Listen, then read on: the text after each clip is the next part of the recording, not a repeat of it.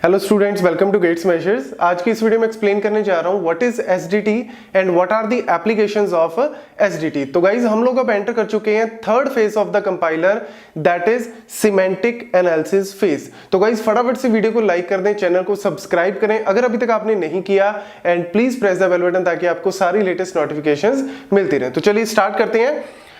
यहां पे हम बात करेंगे सबसे पहले what is SDT. Full form आप नोट कर लेना, सिंटेक्स डायरेक्टेड ट्रांसलेशन। और फिर हम बात करेंगे व्हाट आर दी एप्लीकेशंस, और इन सारी एप्लीकेशंस को एक एक करके मैं आपको एक्सप्लेन करूंगा।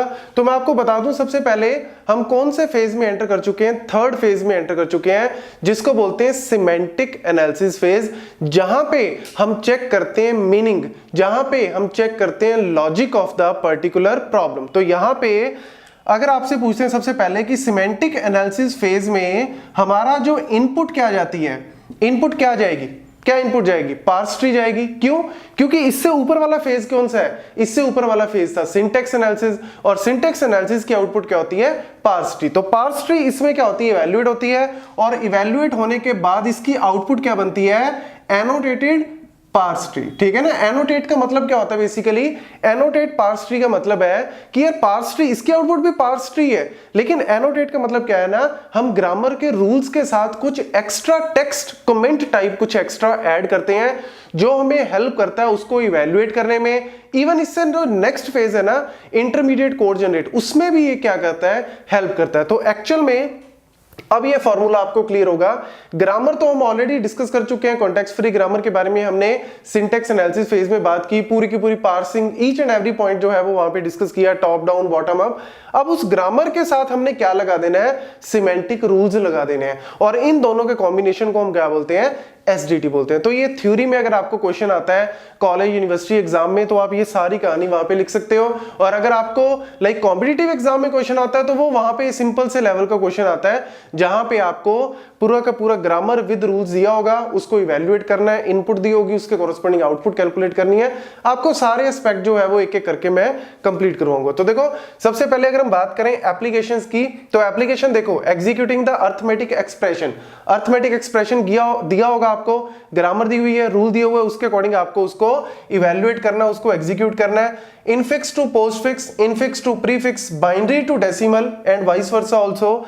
काउंटिंग नंबर ऑफ रिडक्शंस अगर आपको करनी है, सिंटेक्स ट्री को अगर आपको बेसिकली बनाना है, जनरेटिंग द इंटरमीडिएट कोड, जो नेक्स्ट फेज है हमारा, जिसमें हम बहुत ही इंपॉर्टेंट जो आता है आपका 3 एड्रेस कोड। तो 3 एड्रेस कोड कैसे बनाते हैं वो भी आपको एसडीटी जो है वो हेल्प करता है। तो ये एप्लीकेशन जो है वो आ जाती है इसकी। टाइप चेकिंग है वन ऑफ द मेजर फंडा ऑफ दिस, टाइप चेकिंग, और इवन टाइप चेकिंग की जो इंफॉर्मेशन है उसको स्टोर करना है सिंबल टेबल में।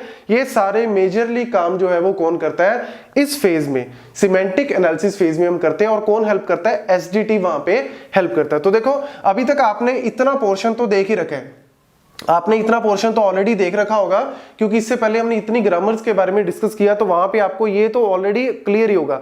अब इस ग्रामर के साथ हमने क्या लगा दिया, रूल्स लगा दिया। ये क्या है आपका, ये आपका ग्रामर पोर्शन हो गया, ये आपका क्या हो गया, एक तरह से रूल्स हो गए। ठीक है ना। अब ये सिमेंटिक रूल्स जो है, इनफॉर्मल नोटेशन भी इसको बोल देते हैं। तो ये सिमेंटिक रूल्स जो है वो बेसिकली बताते हैं कि अगर आप किसी पर्टिकुलर रूल को इवैल्यूएट कर रहे हो तो उसके कॉरस्पॉन्डिंग आपको ये एक्शन परफॉर्म करना है। मतलब जैसे यहाँ पे अब हैश है, जब मैं इसको इवैल्यूएट करूंगा तो हैश को मेरे को क्या लेना है, क्या एक्शन परफॉर्म करना है, स्टार जो है वो परफॉर्म करना है। अब ये S dot value, S dot value, ए डॉट वैल्यू, ये क्या है, एक तरह से एट्रीब्यूट्स है। अब इसमें एसडीटी में हम डिफरेंट एट्रीब्यूट्स को यूज करते हैं। उन एट्रीब्यूट्स की कहानी भी जो इनहेरिटेड है, सिंथेसाइज्ड एट्रीब्यूट, ये सारी कहानी आपको फर्दर ऑन आ जाएगी।